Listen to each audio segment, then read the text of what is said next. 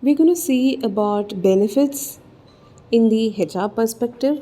Benefits are indirect financial or non financial payments employees receive for continuing their employment with the company.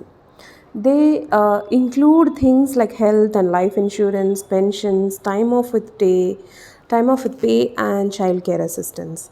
Virtually all employers offer some health insurance coverage. Employee benefits in the other countries also states the same. Similar structure exists in India as well, particularly in PSUs and traditional employers. Employees understand the value of health benefits. In USA, a survey revealed that 78% of employees cited healthcare benefits as most crucial to retaining them. 75% cited compensation. But the same survey found that only 34% are satisfied with the healthcare benefits. Even human resource managers sometimes underestimate benefits' attractiveness.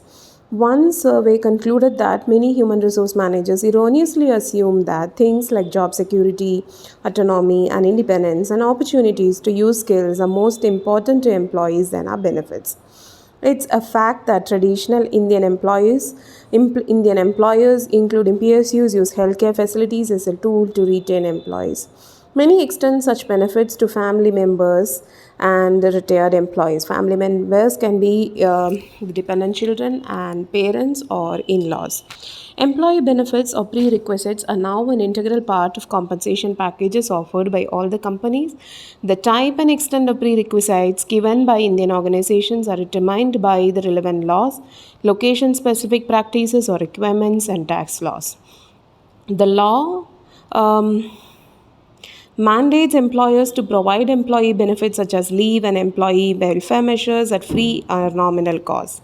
The legal benefits and welfare provisions are applicable only to the category of workers who are covered by the legislation. The welfare measures are intended to enhance the comfort level of workers, thus increasing their productivity. The Factories Act stipulates providing welfare benefits like childcare in the form of a creche or for children, health facilities for workwomen, proper sanitization, drinking water, etc. Other legislations for social security benefits like Provident Fund, health insurance, gratuity also exist in India. Some of these legislations have been discussed in the previous contents. Traditionally, the cost incurred by the employer on welfare was not included as a direct part of employee compensation. Currently, many firms have adopted cost to company approach and they include such costs to determine the total employment cost incurred for each employee. Addition to the regulated benefits, many Indian firms provide additional benefits like soft loans to employees, housing, transportation, and schooling. While the law on benefits do not include managerial employees, firms have extended the benefits to managers also. The traction of public sector and government employment, even though the salary levels are much below MNCs and the private sector, are the benefits like residential townships with facilities for recreation and entertainment, excellent schools where children of employees are guaranteed admissions, company run hospitals or contacts with leading hospitals, etc. Attractive benefits are also offered by MNCs and private employers. A wide range of benefits offered by Tata Group has been discussed before. Accenture India provides amenities to suit employee needs, business requirements, and local laws.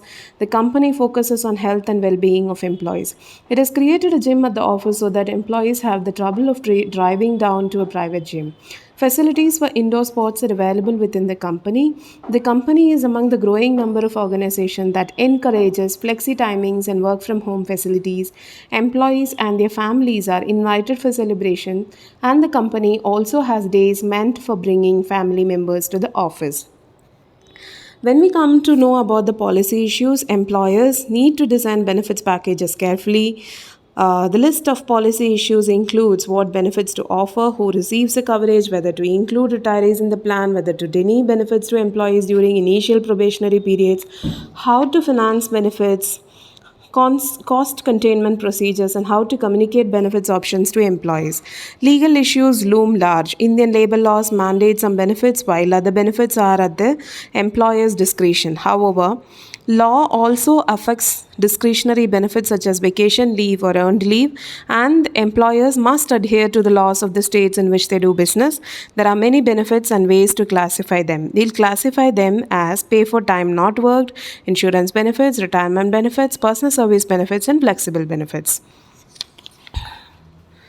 Um, we also cover pay, in the pay for time not worked, unemployment insurance as well as vacations and holidays are part of the pay for time not worked, sometimes including sick leave, social media and HR, things like cost reduction techniques, leaves and the family or the medical leave legislations, and supplemental unemployment benefits are cash payments that supplement the employee's unemployment compensation to help the person maintain his or her standard of living while out of work, which is mostly practiced in the US. Insurance benefits can be workers' compensation, and this is designed or this is utilized based on the SI Act of 1948. What can control workers' compensation is by usually pays the claim, but the employer's premiums reflect the amounts of claims, which is some workers' compensation claims are not legitimate. Supervisor would watch for red flags. These include vague accident details, minor accident resulting in major injuries, lack of witnesses, injuries occurring in late Friday, and late reporting. Case management is a popular cost control method. The treatment of injured workers on a case by case basis by an assigned manager, usually by a registered nurse. Moving aggressively to support the injured employee and to get him her back to work quickly is important too. The involvement of an attorney and the duration of the claim both influence the workers' claim cost. Also, monitor healthcare providers to confirm they are complying with their fee schedules. Hospitalization, health, and disability insurances, because it's so expensive in terms of hospitalization. Income loss arising from off-the-job accidents or illnesses are kept in, as a choice of the employer in terms of are made to be chosen by the employee from the list provided by the employer. Many employers purchase insurance from life insurance companies, casualty insurance companies, or places like Blue Cross. Some mostly used in the group packages. The employer and the employee usually both contribute to the plan. So what can cover in terms of insurance is the what can cover the insurance. What is a health maintenance organization? What receives a fixed annual fee per employee? So how can we use that? Preferred provider organization can be chosen by the employer. What are the mental health benefits that we could give for the employee? And this can also in terms improve the performance by looking at the healthcare cost control.